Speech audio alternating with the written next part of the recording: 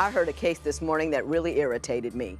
People who can't get over their past and keep picking on their partner are devastating to live with. Picking at open wounds brought today's couple into divorce court.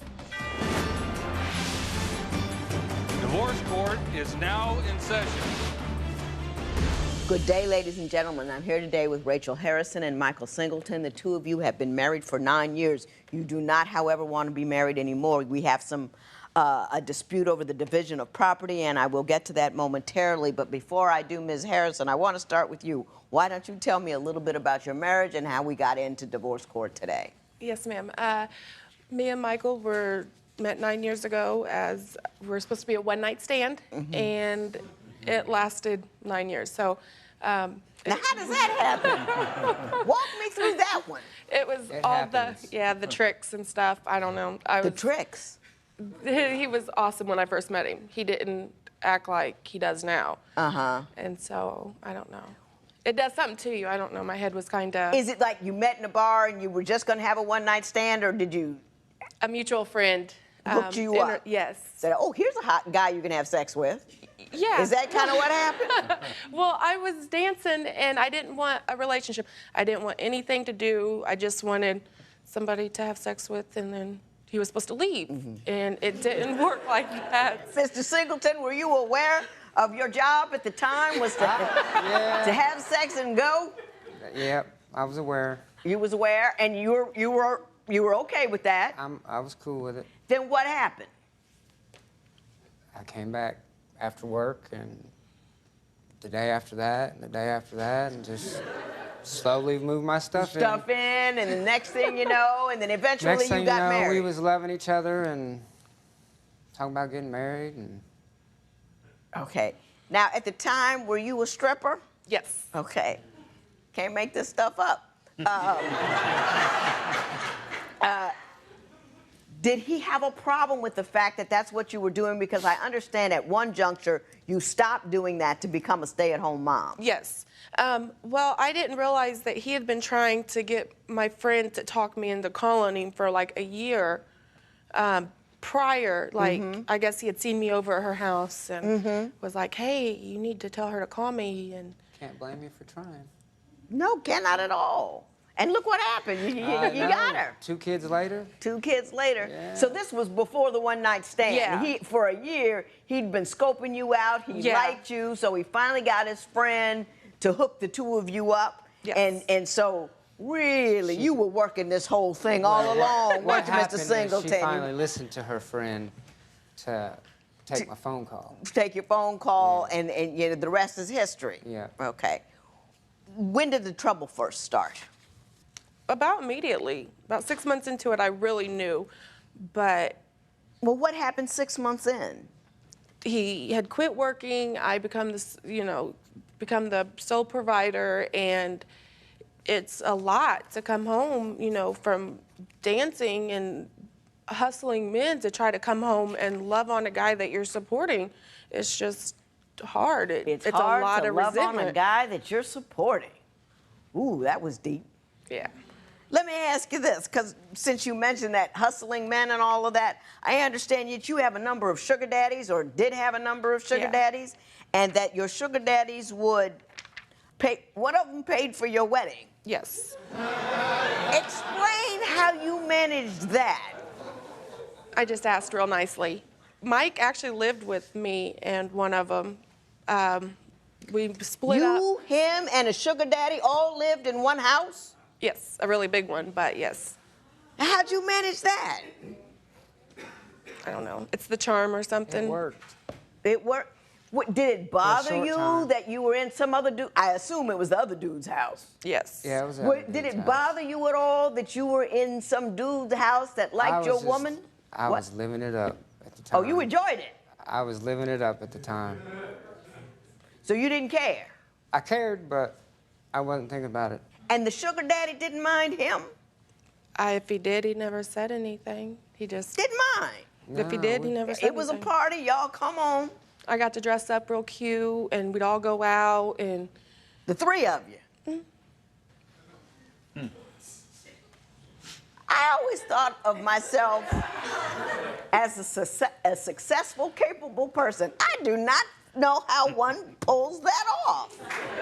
I'm stunned by it. I'm absolutely, maybe it's a whole, you know. Did the sugar daddies ever become a problem for you? Yeah, after a point, when we're living by ourselves, and it's like, come on, let's try to make it just me and you. But you got to Get the work for sugar that to daddy happen. out. Yeah, I do gotta work. Did you work? Off and on, I worked, yeah. He's worked like 4 times in the 9 years I've been married to the man. You've only worked 4 times in the Like in the 9 years out of the 9 years, yeah. 5 years out of 9 years. Now, what's been the problem with the work? Is it that you can't get work, or that you can't keep it, or you're just not looking? You can't work while you're sitting in front of the TV, living off somebody. Say something, Mr. When Singleton. money's coming in Say now, something. when I was living it up. So you were satisfied, like, look, she's bringing in the money. I don't care where from. I don't care what dudes are giving it to her. I don't have to do anything but sit in front of the TV, so I'm straight. It wasn't really about sitting in front of the TV, maybe later on, but In the beginning, it was a party. it was a party. It seemed like he enjoyed the men First 6 years.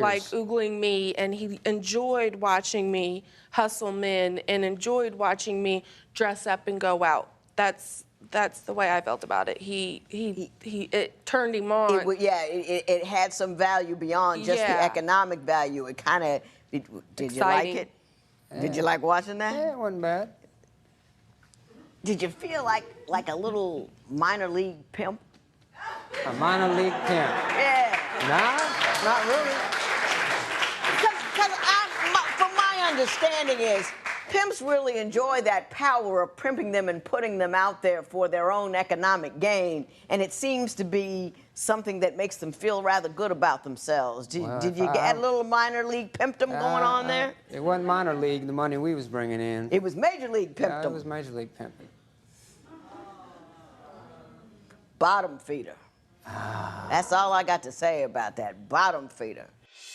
I want to be a productive citizen. I want to go to school and raise my kids. To him, I'm not worthy of those things. Mr. Singleton, do you hold her past over her head when you get angry with her?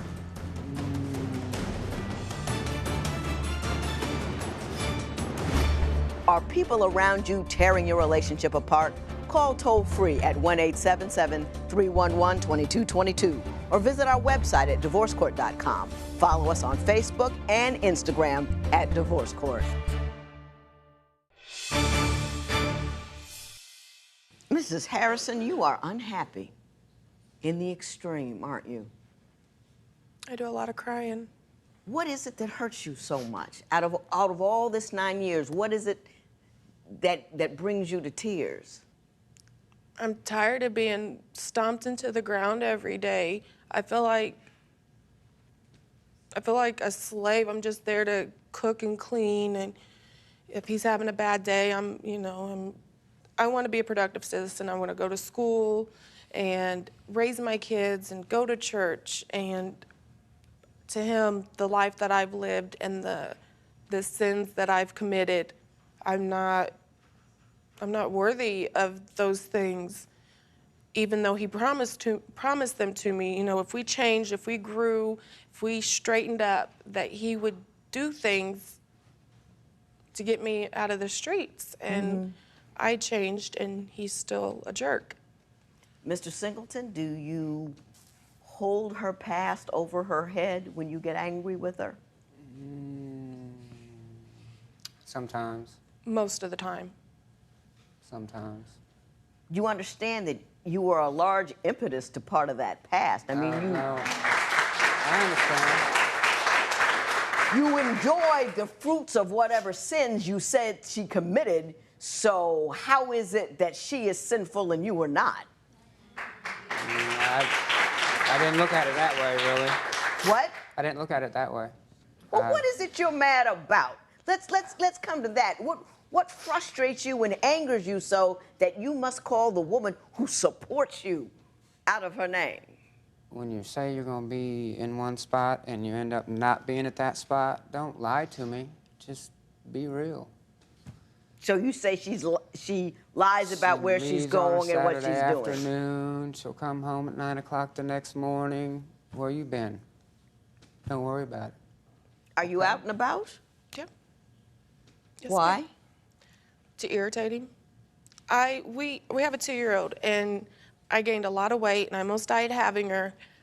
And so I felt really bad. I gained, that 100 pounds. I just felt awful. So now that I'm trying to lose weight, I've lost 50 pounds. And Good for you. Thank you. And so I want him to acknowledge me. I mean, we are in our 30s. We shouldn't be having sex once every 6 months.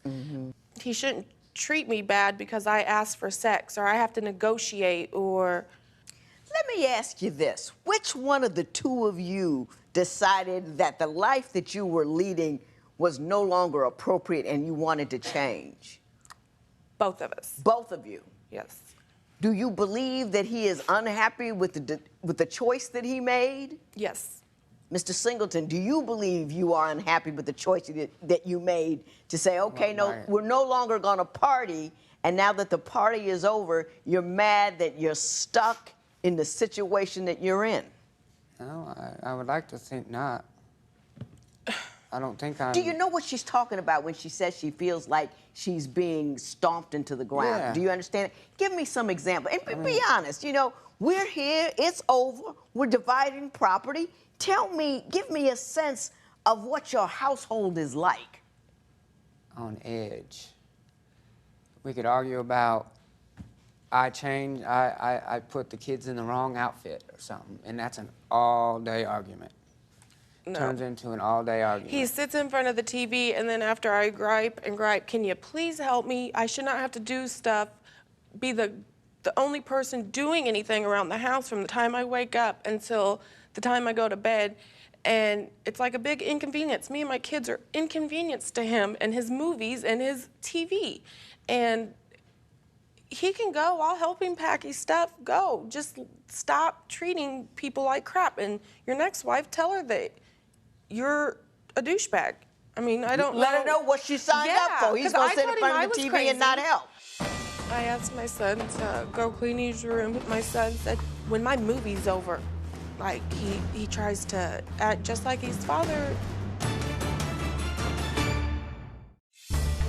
If you would like your case to be heard on divorce court, call us toll-free at 1-877-311-2222 or log on to our website at divorcecourt.com. Follow us on Facebook and Instagram at Divorce Court. Mrs. Harrison, you say that Mr. Singleton treats you like a child, so much so that your son is starting to mimic his behavior. Yes. Give me an example of what he's doing and what your son is picking up. I asked my son to go clean his room. Our son is 6, and my son said, when my movie's over, like he tries to act just like his father. His father, every little boy, their father is their role model. Mm-hmm. And Mike's teaching him things that I don't think any child should have to. Have you noticed that your son is disrespectful to your wife, and does it at all mirror the behavior that you are engaging in? Yeah, I'm starting to notice it. Yeah. That's one of the reasons why we're here. If we can work it out and be mutual together, then I'd like to work it out. Here's what I often see. Here's what I often see, Mr. Singleton. I'll walk away. The jerk in the relationship, be it the woman or the man, the jerk in the relationship stays a jerk until the person is out the door. Then once the person is out the door, they toddle over here to see me. Then they make a few blanket statements about how I want to change and how I'm going to be different. So the jerk doesn't have to be alone. You're getting all of the benefits of having a wife. You're getting someone there to take care of you and do all the things that you don't want to do and take care of the house and take care of the money. And then once you say a couple of nice things, you go back home and be the same jerk you were when you first came here. Why should I believe you're not just like every jerk that I see that does that? Because if you say it's best that we go our different ways, then that's what's going to be. That's not my job. Your job as a man is to decide whether or not you're going to treat your wife like a human being and a person. Your job is to decide that the woman that you love the most does not feel like the least when she's with you. Your job is to raise your son to be a good man and respect the women in his life and respect his mother. That's your job. You have to decide that's your job. You have to do it. And my question to you is, why should I believe that in any way, shape, or form you're going to do your job? You take my word for it, but why would you do that? A year and a half ago, I told him, I said, I can't do this anymore. I'm done. Either we go to counseling or I'm done. And we tried counseling. And he got me in there and he told the counselor I was manipulating her and my tears were fake and I was wrong. Anytime she asked him to. Did you do that? Counselor was being biased. She was. How he shrugs his shoulders. How was she and biased? She was just taking her side. Well, you kind of are a jerk. To marriage counseling, isn't the counselor supposed to not take a side, whether it be the man or the woman? What the counselor's supposed to do is take a look at what's going on, determine who's right or wrong in what capacity, and then change the situation. In your house, you're the jerk. Yeah, well. So why would she come in there and pat you on the back and tell you everything's all right when you're teaching your son to disrespect his mother by the manner in which he treats her? Why would she co-sign on that? I don't know. There's always a whole lot going on in divorce court that people want to talk about. If you have something you want to say, join us on Twitter @Divorce Court, or jump on our Facebook page and see what everybody's talking about on there. Sometimes you people get heated. Don't miss it. Mrs. Harrison, the rest of my comments are going to be directed to you. First of all, what you're asking for is you want there's a trailer and a car that you both possess. You want the trailer and you're willing to give him the car, correct? Yes. Do you understand the items about which we're speaking? Do you concur that is how things should go, or do you want both, or either one or the other one? No, she can have the trailer. She can have it. Fine. Then we resolve that. You will have that. This is what I want to talk to you about. Is this, Ms. Harrison? Don't live his limitations. He's limited on a lot of levels, and I don't know what kind of upbringing he has. But I don't see anything over there that will allow him to absorb the information that he needs to treat you like the woman that you are. So you step off and step on and step away from him, because he can't give you anything, because he has nothing to give you. He's so small. He is so transparent, you can see right through him. There's not a whole lot there. He's waving around over there. There's no center. There's no... Sometimes I'm able to say something to people and you can see a glimmer of hope. You can see some understanding. Nothing. Lights out, stayed out, ain't gonna come on. And I'm not sure how bright the light is once it is on. So what I would do if I were you is believe in your own self. And he's not gonna get any better. So don't go back. You'll be fine on your own. You really, really will be. And once you get away from that constant negative commentary all of the time, you're going to feel yourself get stronger and more able and more capable. You're going to feel as pretty as you are, because that constant negative commentary is constraining you. And I know women have a hard time leaving, because once we build a nest, we defend that sucker, even if the person in the nest with you is the one doing the worst things to you. But I'm telling you, sprout some wings and fly on, because it's the best thing for you. Judgment in favor of Mrs. Harrison. It is so early.